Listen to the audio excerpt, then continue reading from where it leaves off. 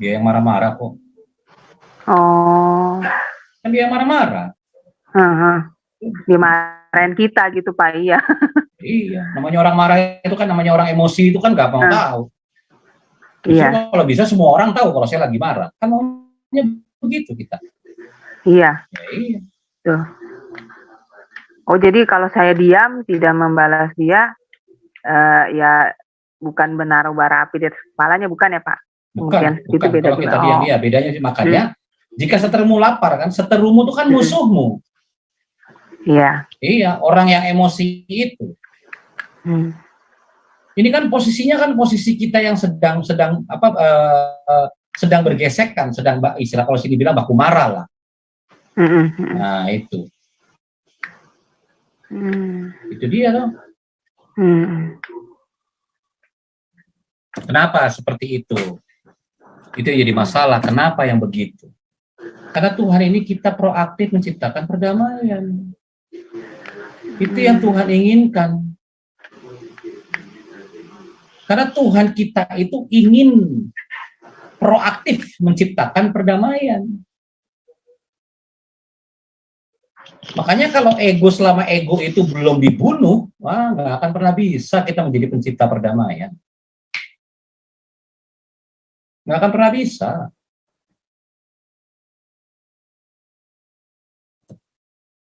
Kita lihat, kata memaafkan itu kan sulit sebetulnya. Aku minta maaf, maafin saya ya, seperti itu. Nah, pertanyaannya, biasakan meminta maaf sebagai gaya hidup. Mau dia salah apalagi dia benar, mau dia salah apalagi kita benar. Tapi biasakan kata maaf itu diucapkan dari kita dulu. Nah, kalau ini nggak praktek, nggak ngefek. Nah, untuk mempraktekkan itu, egonya kita itu harus dimatikan dulu. Bunuh dulu egomu. Baru kamu bisa. Bayangkan, saudara. Banyak orang percaya di luar sana masih mempertahankan harga dirinya. Banyak orang di luar sana masih mempertahankan ketersinggungan. Dipertahankan loh, ketersinggungan. Itu yang kecil, ketersinggungan. Nanti yang besarnya apa? Harga diri gue. Hei, harga dirimu tuh sudah dibayar di kayu salib, masih aja. Terus Tuhan itu waktu dia tebus kita, nggak termasuk harga diri kita gitu. Makanya orang-orang yang masih berkutak-kutak, masih, aduh, apa seolah-olah harga diri saya masih ini, itu belum terima Yesus itu, jelas sekali itu. Kebanyakan. Itu jelas banyak banget benar. itu. Iya. Selama dia masih mempertahankan harga dirinya, belum ditebus itu namanya, udah. Jadi Yesus itu tebus kecuali harga diri kalian, harga diri kita, kecuali saya bilang. Makanya dia pertahankan. Harga diri saya tak tahu di mana nih Pak.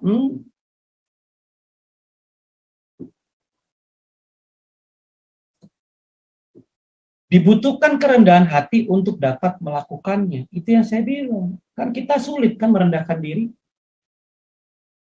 Merendahkan hatinya kita, sulit. Permasalahan mau benar, mau salah, pokoknya kita belajar. Bunuh dulu. Bunuh diri dulu dah. Padahal cuma bunuh diri yang di dalam diri kita. Ego.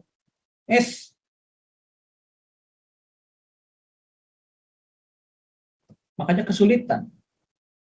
Lihat, saat datang meminta maaf, waktu kita meminta maaf, maka kita sedang menghancurkan tembok pemisah.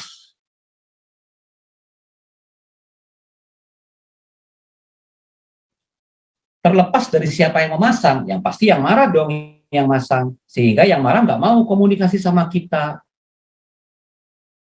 Yang marah itu, yang emosi itu nggak mau dong bersinggungan dengan kita. Tapi kita sering loh melakukan itu.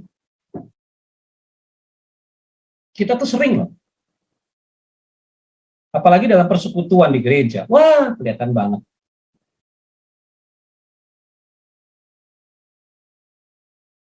Makanya hati-hati, saudara. Hati-hati.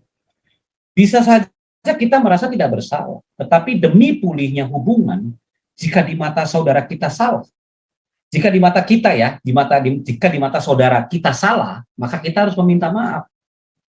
Yang penting ini, pulihnya sebuah hubungan. Karena Tuhan kita tuh Tuhan hubungan. Tuhan kita itu mencintai sebuah hubungan. Makanya tadi di Matius 5 yang di depan kan bilang apa coba? Kalau ada seteru kita lagi-lagi apa namanya bahasanya apa ya, berseteru kan ini banget bahasa gaulnya ini loh, lagi marah-marahan lah, ayo dong baikkan dulu, baru datang doa sama Tuhan, baru. Nah itulah kalau kita terlalu menggampangkan hal-hal yang kecil itu, akhirnya jadi apa? Akhirnya dimanfaatkan oleh setan, dimanfaatkan oleh kuasa kegelapan, sehingga kita tidak tahu terang cahaya Tuhan. Itu kenapa hukum yang Tuhan tanam itu di dalam hidup kita itu tidak berlaku. Apa hukumnya? Silakan dibuka Matius 22 ayat 36 sampai 39. Coba dibaca coba. Ini kan hukum yang udah pasti semua orang udah tahu, tapi dia berlaku. Berlakunya nanti kalau praktek. Matius, ya. Tunggu sebentar Pak. Matius 22 ayat 36. Guru, hukum manakah yang terutama dalam hukum Taurat? Jawab Yesus kepadanya, kasihilah Tuhan Allahmu dengan segenap hatimu dan dengan segenap jiwamu dan dengan segenap akal budimu.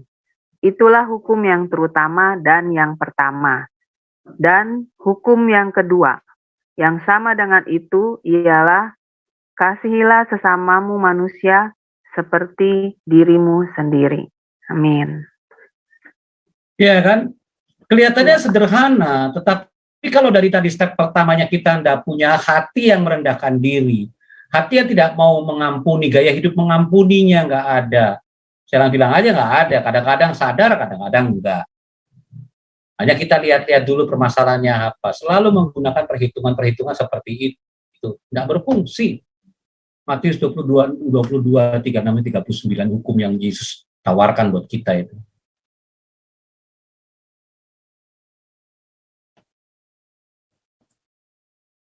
Di dalam 1 Yohanes 4 ayat 20 sampai 21. Jika seorang berkata, aku mengasihi Allah, dan ia membenci saudaranya, bayangkan, firman Tuhan dia bilang, maka ia adalah pendusta. Siapa pendusta itu kalau bukan iblis? Kita disamakannya dengan iblis. Karena barang siapa tidak mengasihi saudaranya yang dilihatnya, tidak mungkin mengasihi Allah yang tidak dilihatnya. Yang kelihatan aja nggak mau mengasihi, apalagi yang tidak terlihat. Nah, dan perintah ini kita terima dari Dia. Barang siapa mengasihi Allah, ia harus. Bayangkan, ia harus. Kalau sudah kata harus, udah deh, nggak usah kompromi, nggak usah hitung-hitungan dan segala bla bla bla bla. Ia harus juga mengasihi saudaranya, mutlak saudara. Itu udah mutlak. Makanya orang Kristen itu nggak pernah mau, aduh, hatinya itu seperti itu yang saya bilang, karena nggak ada yang dibunuh di dalam dirinya. Kalau kita sudah jadi milik Kristus, kalau kita sudah jadi milik Tuhan, semua yang ada pada diri kita itu, tanpa embel-embel, semua milik Tuhan. Dan sekarang, perintahnya ada di dalam firman. Begitu kita membaca firman Tuhan, merenungkan firman Tuhan, apa yang menjadi keinginan Tuhan, itu harus kita lakukan. Makanya, kelahiran baru itu penting, saudara. Itu kenapa kita diciptakan untuk lahir baru. Jadi new, baru. Isinya ya Tuhan. Itu saudara. Kalau enggak, wah repot. Repot sekali kalau enggak saudara. Kita masih saja berkutat dengan kedagingan. Capek. Karena Tuhan itu itu dia suka sekali dengan hubungan, dan hubungan di dalam damai sejahtera. yang Yesus berikan kepada saudara dan saya. Damai sejahtera ku berikan kepadamu. Waduh, artinya adalah kita harus hidup berdamai. Makanya bagaimana kita berdamai kalau belum ada yang dibunuh di dalam diri saudara? Ego saudara yang selalu menjadi penghalang pekerjaan-pekerjaan kerajaan Allah. Ada sebuah perhitungan.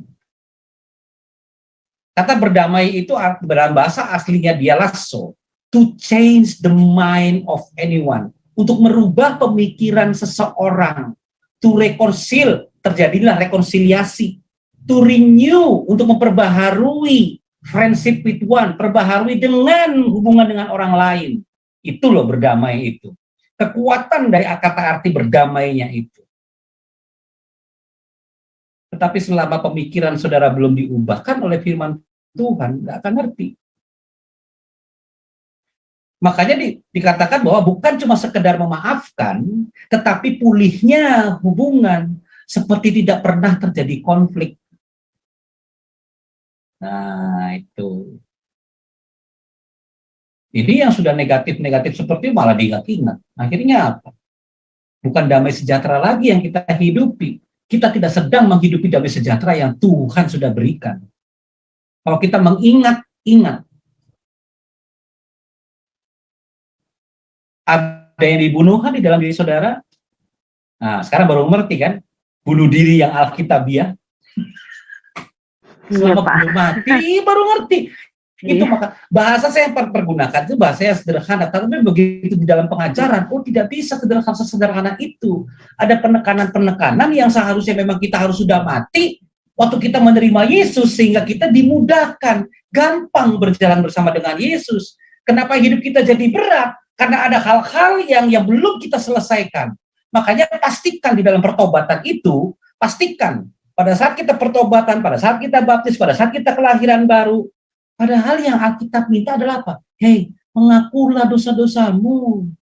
Akuilah dosa-dosamu. Tapi kan ada Pak Eon, dosa-dosa yang kemarin-kemarin saya lupa. Ya ngomong aja sama Tuhan, nanti Tuhan kasih tahu. Ada yang kita lupa, perbuatan-perbuatan kita mungkin jangankan bertahun-tahun yang lalu, mungkin 2 minggu yang lalu. Atau yang kemarin yang sama Ibu Ali masih ingat nggak yang kita berseteru itu ada ketersinggungan di situ. Iya, tapi berusaha untuk lupa, tinggalkan itu. Iya, benar. Nah, karena damai sejahtera kita itu anak Allah, damai sejahtera ada pada kita. Ya kalau misalkan Ibu Ali mau ingat-ingat, ya monggo. Kan gitu. Rugi Pak. Makanya harus ada yang dibunuh di situ. Apa egonya kita? Betul, masa lalu yang sama sekali tidak berdaya guna, tidak ada manfaat, perselisihan, nggak ada manfaatnya. Nah, itulah belajar dari situ. Bagaimana kita berdamai, saling menerima. Bukan kamu tahu, enggak, tapi saya bawa dalam doa. Menyerahkan apa yang mungkin jadi ganjalan hati saya serahkan. Belajar untuk tetap berkomunikasi dengan baik. Itu yang seharusnya kita belajar, saudara. Apa sebetulnya yang paling susah dibunuh di dalam diri kita? Ego. Karena saya sudah bilang, kehidupan manusia, senter pusat kehidupan manusia itu ada pada jiwanya, egonya, dirinya. Itu. Makanya sebelum kelahiran baru, berat. Itulah dibutuhkan kelahiran baru supaya menjadi ciptaan yang baru. Lihat, ada hati, gambar hati, tiba-tiba di tengah-tengah ada salib. Saya kemarin juga mikir, apa ini? Apa ini itu? Roma 15 ayat 5-7. Semoga Allah yang adalah sumber ketekunan dan penghiburan mengaruniakan kerukunan kepada kamu. Hidup berdamai, kerukunan saja itu dikaruniakan sama Tuhan. Sesuai dengan kehendak Kristus Yesus. Sehingga dengan satu hati dan satu suara, kamu memuliakan Allah dan Bapa Tuhan kita, Yesus Kristus. Sebab itu, terimalah satu akan yang lain, sama seperti Kristus juga telah menerima kita untuk kemuliaan Allah. Ada banyak kita mau menerima, istilahnya kita diterima oleh Kristus. Tapi kita tidak mau menerima orang lain yang bersalah kepada kita. Padahal kita berdoa. Dalam doa Bapa kami, ampunilah kami dengan segala kesalahan kami. Seperti kami juga mengampuni orang yang bersalah. Tapi begitu dia dalam kegiatan, dalam kehidupan yang realnya, lupa semua. Lupa semua. Padahal kita tuh jelas kita diterima oleh Kristus. Kristus juga telah menerima kita. Oleh karena itu, perintah, terimalah satu akan yang lain. Jangan lihat dia jutek, jangan lihat dia pelit. Itu kali yang menganggap kita sehingga kita tidak mau menerima orang lain, kehadiran orang lain dalam kehidupan kita. Karena kita selalu melihat yang kekurangan.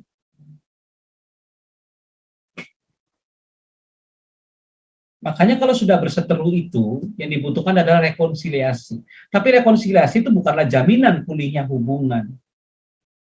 Nah ini perhatikan, ada kata yang kosong kan? Ditindaklanjuti dengan penerimaan tanpa syarat. Ini kata yang kosong itu. Jika tidak, ditindaklanjuti dengan penerimaan tanpa syarat. Rekonsiliasi itu berbaikan, menerima, ada kesalahan. Itu. Tapi itu bukan jaminan. Yang menjadi jaminan apa? Menerima tanpa syarat. Penerimaan yang tanpa syarat. Kalau saudara nggak bunuh ego saudara, kembali lagi ke situ, nggak mungkin tanpa syarat, pasti ada syaratnya. Nanti Ibu Ali lagi marah nih, mungkin sama Pak Stefanus gitu. Kemudian Ibu Lea dia bilang, Ibu Ali nanti besok doa ya sama Pak Stefanus. Oh iya Bu. Terus langsung secara pribadi, kalau di grup sini kan, oh iya Bu. Tapi 2 hari berikut secara pribadi, Ibu Lea atau Ibu Ana, ada yang lain nggak? Nah, Biasa gitu Pak emang. biasa seperti itu. Iya. Ya kan, kesannya Ini kayak ilfil ya Pak. Itu dia. Sama orang. Aduh. Makanya sebetulnya, PR-nya banyak sih ya. PR-nya terutama di dalam kehidupan kita secara pribadi dengan Tuhan itu sebetulnya PR-nya banyak. Tapi karena kita nggak jadikan sebuah kebiasaan arti kata perdamaian, arti kata kerendahan hati, nah itu nggak jadi terbiasa gitu. Kita hanya melihat dari sisi masalahnya. Saya benar kok, saya benar kok, oh, dia salah loh. Seperti itu dah. Nah itu kata merasa benar, merasa pintar, merasa bisa. Sudah, kata merasa itu sudah malah petaka itu sebetulnya. Begitu saya merasa. Bukan itu yang Tuhan inginkan. Bukan itu, saudara. Oleh karena itu, hati-hati dengan kelicikan iblis dalam menemukan celah. Makanya kalau saudara tidak sadar Tuhan, sudah. Iblis ketemu celahnya di situ. Sadarlah dan berjaga-jagalah. 1 Petrus 5 ayat 8. Sadarlah dan berjaga-jagalah. Lawan musuh iblis berjalan keliling. Sama seperti singa yang mengaum-ngaum dan mencari orang yang dapat ditelannya. Kalau berjalan keliling itu bukan berjalan keliling di kampung-kampung. Bukan. Sekitar kita ya Pak. Ya sekitar kita. Terutama dalam pemikirannya kita. Itu dekat sekali itu. Iya. Makanya karena kita tidak mau mengampuni, karena setan udah main di situ. Anda mengizinkan setan untuk apa? Ada muter-muter di kepala kita ketimbang pengampunan. Betul kan? Alasannya apa? Butuh waktu. Karena sakitnya di sini loh Pak. Sakitnya tuh di sini. Selamat. Butuh ambulans. Sakitnya pokoknya di sini Pak. Sakitnya lagunya sih itu. Sakitnya tuh di sini. Sakitnya di sini loh Pak. Sakitnya tuh benar-benar di sini Pak. Nah itu dia. Selamat datang. Kan gitu kan. Ayo masih mau bunuh diri apa enggak? Tapi nggak sih, itu nggak telak yang bunuh diri itu nggak kena. Saya Artinya nggak mau bunuh diri, Pak. yang kita biah itu, yang kita bunuh itu bukan kedagingan kita, tetapi itu keinginan-keinginan yang tidak diinginkan oleh roh. Makanya Iya, kan betul. di dalam Galatia 5 kan keinginan roh berbeda dengan keinginan daging, bahkan berlawanan. Nah, keinginan daging inilah yang harus kita bunuh. Emosi, mau menang sendiri, itulah keinginan daging. Itu yang harus kita pelajari, itu yang harus kita bunuh. Seperti itu, saudara. Karena iblis itu tanpa sadar, dia mensabotase hubungan manusia dengan Tuhan. Adalah merusak hubungan antara sesama. Gitu loh. Oh iya, benar-benar Pak ya. Iya. Makanya kita sulit mau dengan Tuhan, karena dengan sesama kita dihajar juga sama iblis. Itu kenapa banyak orang percaya gampang minta ampun sama Tuhan, memaafkan yang di depan kita, langsung ngomong sama Tuhan, Tuhan maafkan aku dengan dia, maafkan dia dengan aku. Tapi begitu ketemu orangnya, ampun dah, boro-boro. Lupa ya Pak sama niatnya. Boro-boro. Iya Iya kan? Iya benar Pak. Nah, itu. Apalagi nih Pak Yon sama misalnya pacar kita gitu, pasangan kita, waduh lebih-lebih lagi. Kayaknya kalau apa namanya berkonflik lebih sakit gitu loh kayaknya. Iya Pak ya. Ya, dengan orang-orang yang terdekat, dengan saudara kita gitu, dengan lebih sakit gitu kayaknya. Iya, pasti. Iya kan Pak ya. Iya. Iya, rasanya lebih sakit gitu dibanding dengan orang luar gitu kalau menurut saya. Makanya banyak kan ya orang yang kepada kita, saudara dengan saudara. Iya. Kembali kepada diri kita. Makanya kan ada bilang, saya sudah menyerahkannya pada Tuhan.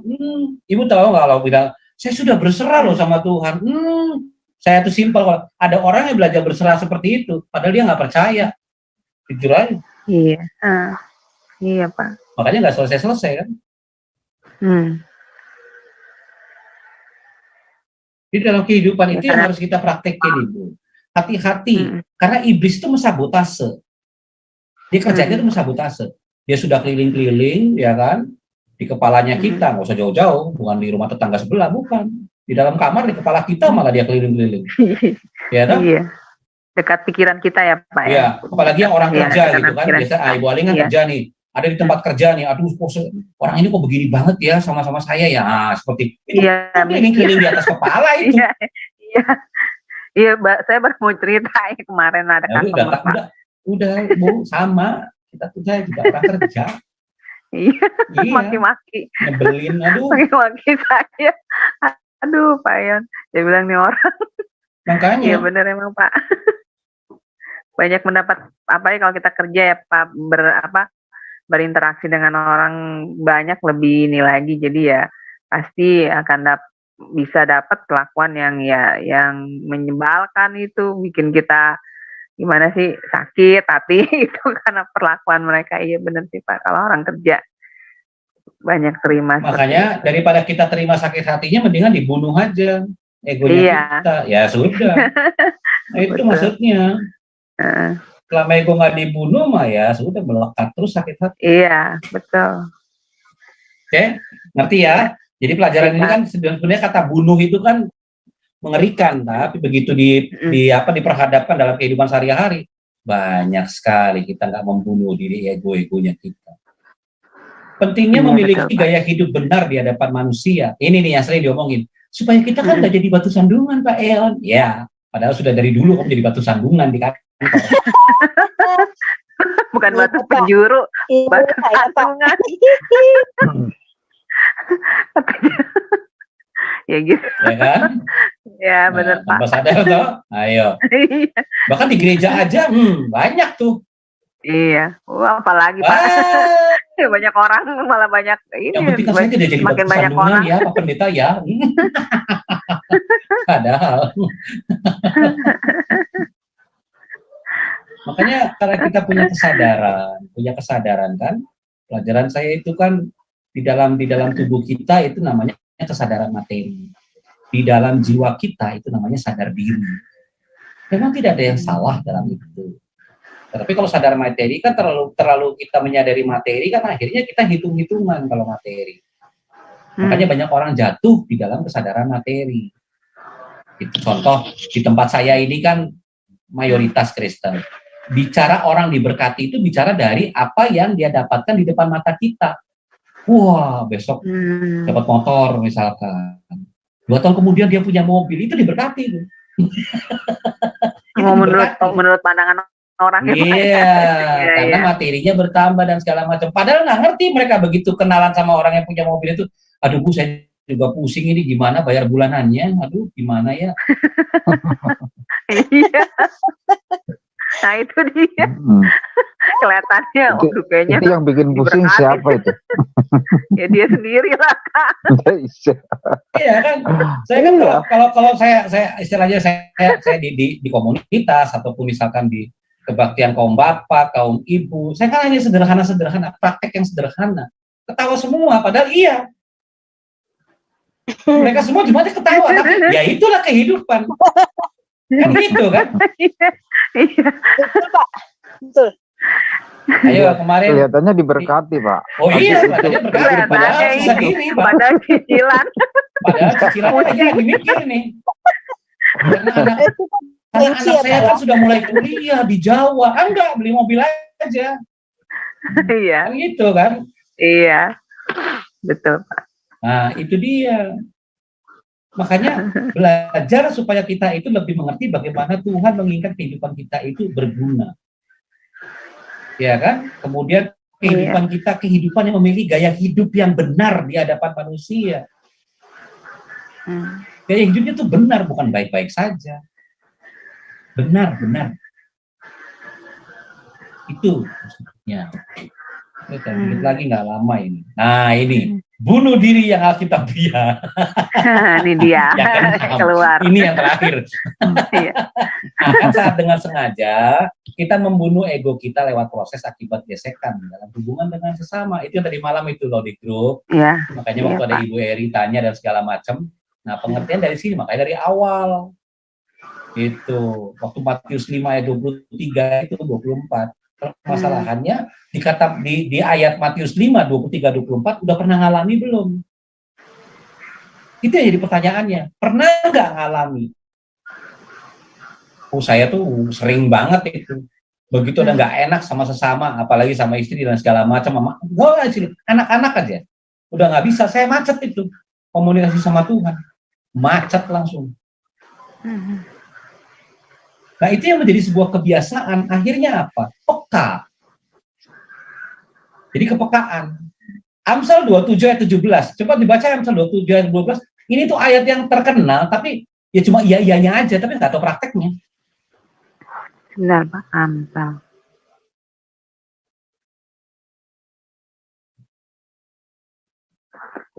Ini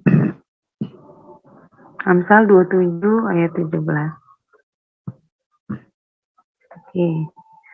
Besi menajamkan besi, orang menajamkan sesamanya. Ayo, terkenal kan? Semua tahu kan? Iya kan? Iya. Sebetulnya kan orang menajamkan sesamanya itu bukan masalah ibu tidak tahu tentang ayat ini, saya ngisi. Bukan, itu menajamkan. Menajamkan itu konflik, gesekan.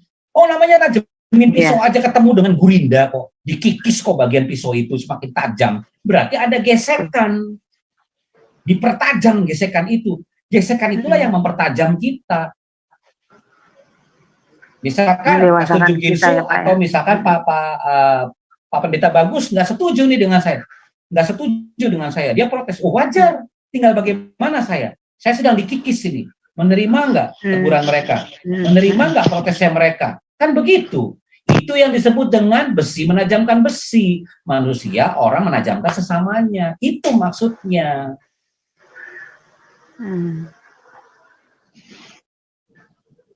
Artinya gini ya Pak, ketika seseorang mengkritik, itu sama juga mengkritik ya Pak namanya ya. Mengkritik kita, terkadang karena ego, kita nggak terima ya Pak jawaban dia gitu, karena merasa enggak gitu, so tahu gitu, maksudnya merasa orang mengkritik kita itu kita menerimanya dengan tidak ikhlas gitu ibaratnya ada Pak ya kan. Seperti ya itu. Tapi sebenarnya ya sebenarnya kita harusnya positive thinking ya Pak, terima kritikan orang gitu. Oke. Karena kan orang mengkritik kita ya itu juga karena dia pasti peduli juga lah Pak, kalau nggak ngapain dia kritik kita ya Pak, bener kan Pak? Betul. Ya kan, pasti kan. Nah terus ya tergantung dari kita ya Pak, gimana nerimanya ya kritikan Oke. mereka. Nah ya seperti yang Pak Ayan bilang, Oke. ya harus Berarti benar ya. iya. Nah, sekarang Meneruskan masuknya ego. ya. Tadi ada Iya. Ibu bilang kan kita positive thinking aja, oke? Benar ya? Lihat ya, praktek nih. Ini praktek sekali. Tadi barusan diomongin positif. Hal yang positif jika diresponi dengan negatif maka akan menjadi negatif. Pertanyaannya, waktu membaca judul bunuh diri yang alkitabiah, pertanyaan di pikiran saudara, jujur, negatif apa positif? Waktu saya baca kalimat itu menurut Alkitab, saya mikirnya positif Pak, karena menurut Alkitab. Gitu. Yang lain? Menurut saya. Kecuali bunuh diri bukan menurut Alkitabiah ya Pak. Kalau menurut itu cuma hanya pandangan saja Ibu Aling, cuma pandangan saja, cuma memandang. Itu cuma hitungan detik kok. Itu cuma hitungan detik kok. Makanya jujur aja waktu membaca sebuah judul itu kelihatan. Nah ini makanya dipraktekin. Makanya saya suka praktek. Nah cuma hanya ngomong doang gitu loh. Saya nggak suka.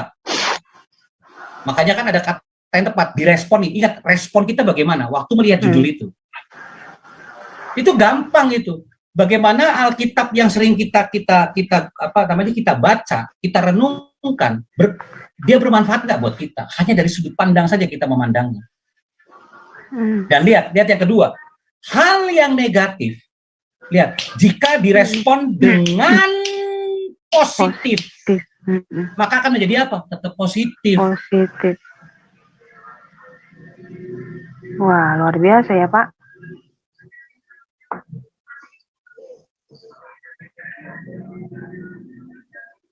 Makanya waktu orang baca, waduh, bunuh diri, waduh, mau dipasang nggak nih? Bunuh diri yang alkitabiah. Karena di dalam kepalanya itu tergantung positif sama negatif. Firman Tuhan apa bukan? Kalau bergaul dengan firman Tuhan, semua positif apa yang Tuhan berikan buat kita. Nggak ada yang negatif. Karena Tuhan tidak pernah menciptakan manusia untuk dibinasakan. Ingat itu.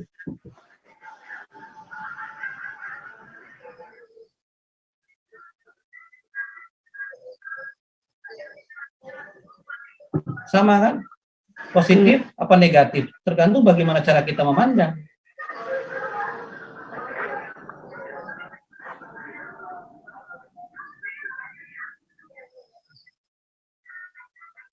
Tidak mudah.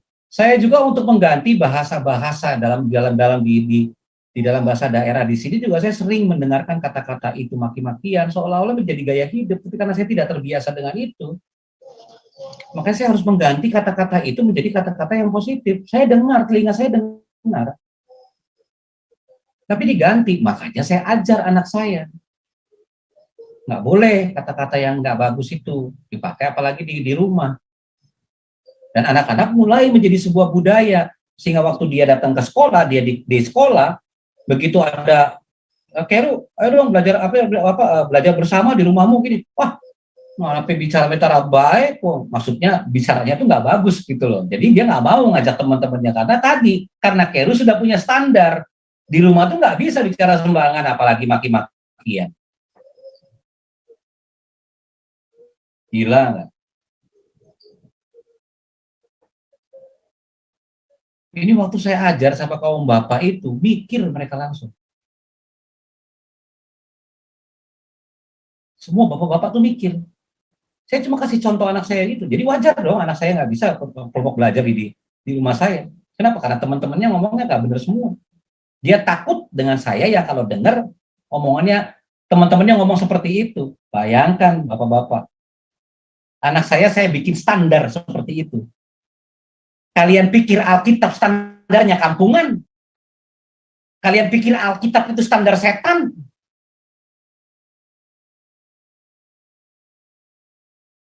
Bermain-mainlah dengan firman Tuhan. Bahkan di generasi di bawah saya juga, anak saya juga harus belajar bagaimana untuk membawa standar Alkitab itu dalam kehidupan dia. Dia harus dikenalkan seperti itu. Karena itu yang buat saya warisan abadi. Pengenalan saya dengan Tuhan saya, dengan Yesus yang saya imani, itu harus dikenalkan kepada generasi di bawah saya. Siapa? Anak saya dulu lah.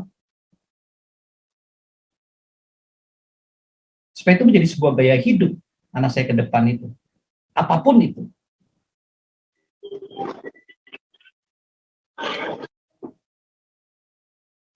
Nah, ini yang sering. Tanpa sadar lagi. Terakhir.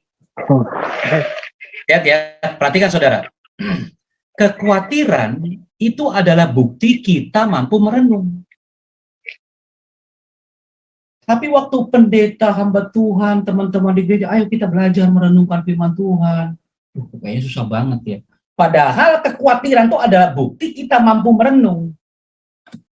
Masalahnya karena kekhawatiran adalah perenungan tentang hal-hal yang negatif. Nah, kalau baru tahu kan? Baru tahu kan sekarang? Iya, Kalau kekhawatiran tuh jangan-jangan curiga, jangan-jangan itu tuh negatif yang saudara renungkan. Makanya kenapa harus merenungkan firman Tuhan? Karena dia positif. Jangankan ngomong positif lah, namanya kita merenungkan Tuhan Sang Pencipta kok. Tapi kita lebih suka dengan kekhawatiran. Itu yang saya bilang, nggak mungkin kalau kalian damai sejahtera ngomong saya damai sejahtera, tapi masih khawatir. Karena nggak bisa berjalan bersamaan. Damai sejahtera dan kekhawatiran tuh nggak bisa. Masih curiga, nggak bisa jalan damai sejahtera. Dia selalu ada yang mundur duluan.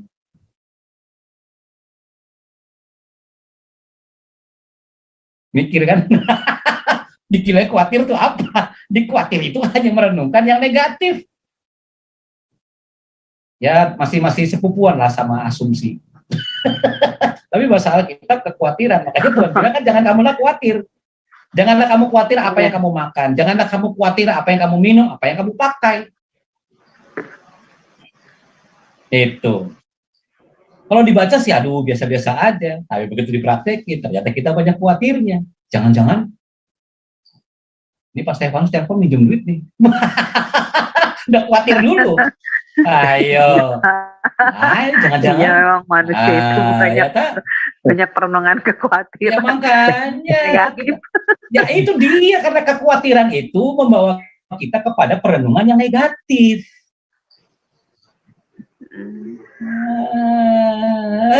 Baru tahu ya. Ayo. Artinya kita tuh bisa merenung ya Pak. Sebenarnya bisa ya. merenung. Cuma kita terbiasa dengan yang negatif, makanya jadi khawatir. Tapi disuruh renungkan firman Tuhan, capek deh. Ngantuk kalau nggak Pak, kalau nggak ngantuk Pak.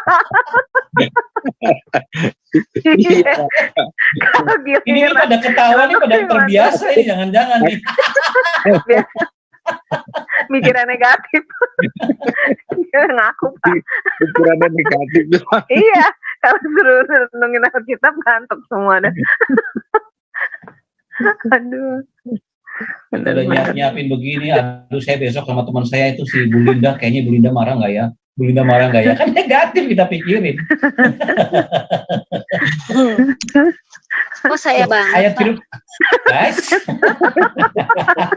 Tapi ini fotonya foto Mas Bro Pak. Cuman kekhawatiran adalah bukti kita mampu merenung. Ya itu saya. Tapi kalau fotonya foto Mas Bro ya enggak. Ya enggak lah. Jadi bagaimana saudara, mau bunuh diri? Bunuh dirilah yang Alkitabiah Pak. Iya. Alkitabiah. Alkitab itu sudah kasih tahu. Kamu harus bunuh egomu. Kamu sudah dibeli sama Tuhan. Iya benar Pak. Lunas. Darahnya itu sudah menyucikan kita. Sudah benar, kamu itu sudah benar. Jadi kalau ada misalkan perseteruan atau apa, belajarlah untuk meminta maaf duluan. Salah nggak salah ya Pak, pokoknya ya, Pak. Ya. Iya, nggak usah gengsi lah. Nah, kadang-kadang kan gengsi kan jadi standar kita kan, gengsi. Iya, harga diri nih, harga diri. Ada gengsi lah, harga diri lah. Iya, harga diri gue balik mana ini? Banyak amat sih, ampun dah. Iya. Ya gimana ya, gampang-gampang berat-berat gitu ya bagaimana lagi? Karena itu firman, ya sudah bisa. Iya toh, mau tidak mau dengan kesadaran Tuhan, kita bisa melakukan itu. Karena area jiwa itu hanya membuat kita sadar diri. Jadi ada roh yang dalam pikiran kita membuka akses bagi roh Tuhan. Kan roh ada di dalam kita. Tetapi di jiwa itu ada pikiran. Nah, yang bisa menggerakkan roh, jiwa, dan tubuh itu cuma jiwa. Bahkan roh mau menggerakkan tubuh, dia harus melalui jiwa dulu. Kalau jiwanya nggak diisi firman Tuhan, diisi dengan firman kebenaran, bagaimana roh bisa berjalan bersamaan? Iya, makanya iblis menyerangnya itu di area jiwa pikiran, ya Pak. Iya, area jiwa. Yang harus beres. Jiwa manusia. Jadi ya. Sampai sini mengerti ya? Jelas ya? Jelas mengerti, banget Pak. kan? Nah, Yang lain mengerti tidak? Iya. Tuhan memberkati ya.